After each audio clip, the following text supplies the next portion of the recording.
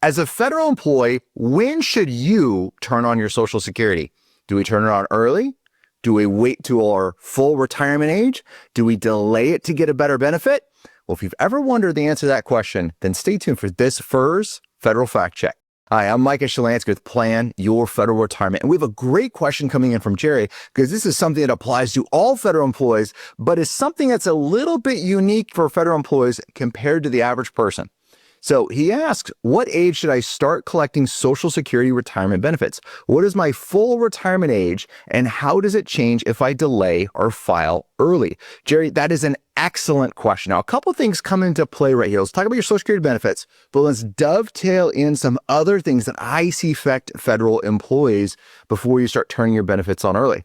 So what is your full retirement age? Well, it depends on the age you were born. Let's say you're born after 1960. That's kind of where a lot of us are right now. So if you're born after 1960, your FRA full retirement age is 67.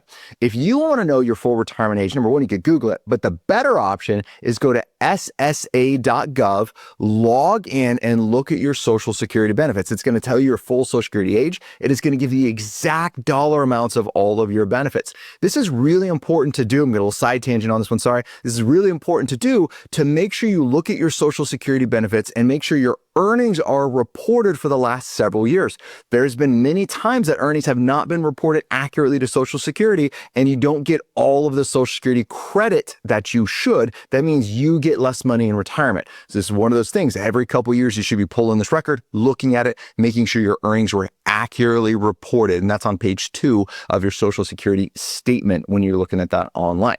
All right, so your full Social Security age is 67. What if you decide to take it early? How soon can we take Social Security? You can take it as soon as age 62 under normal circumstances, but when we take it early, there's a penalty.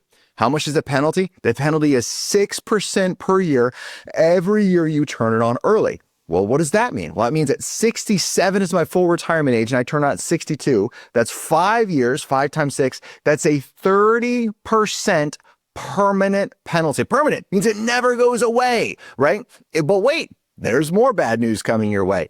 They also put an earnings limitation on when you turn on Social Security before your full retirement age, so at 62, that if you make, quote, too much money, now, I don't know about you, I have never seen too much money, supposedly it's out there, but all right, whatever. If you make too much money, you are not eligible for your full benefit. They're going to start pulling some of that benefit back. That's the same with your FERS supplement.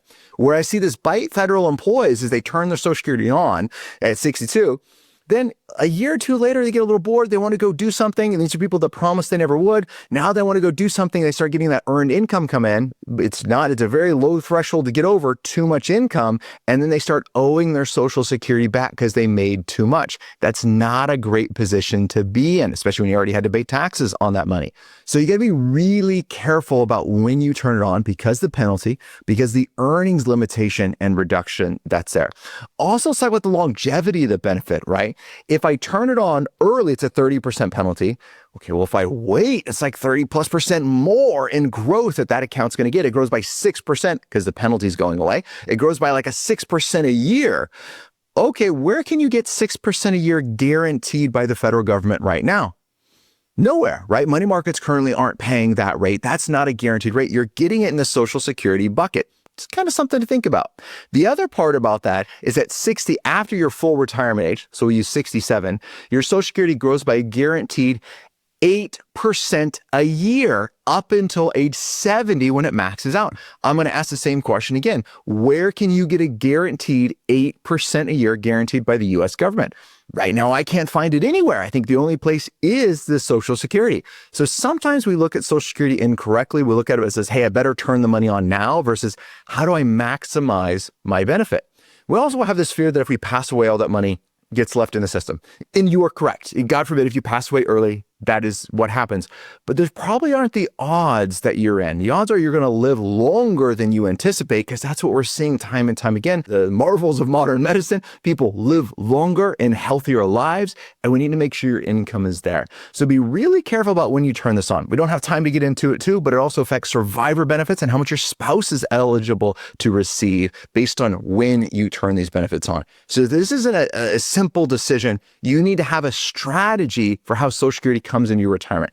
Now, if that's something that you need help with, go find a great financial advisor to work with. Of course, I'm biased. I think we're pretty good up here in Alaska and we have great advisors on our team, but this is something that you need to consult with someone about, really understanding your situation to make sure you're getting the best advice. Whether it's us or someone else who's really good, make sure you're looking at this and putting Social Security in the context of your entire financial plan, which of course includes your taxes. If you have questions like this about your benefits, make sure you write into us. Visit our website at planyourfederalretirement.com. Till next time, happy planning.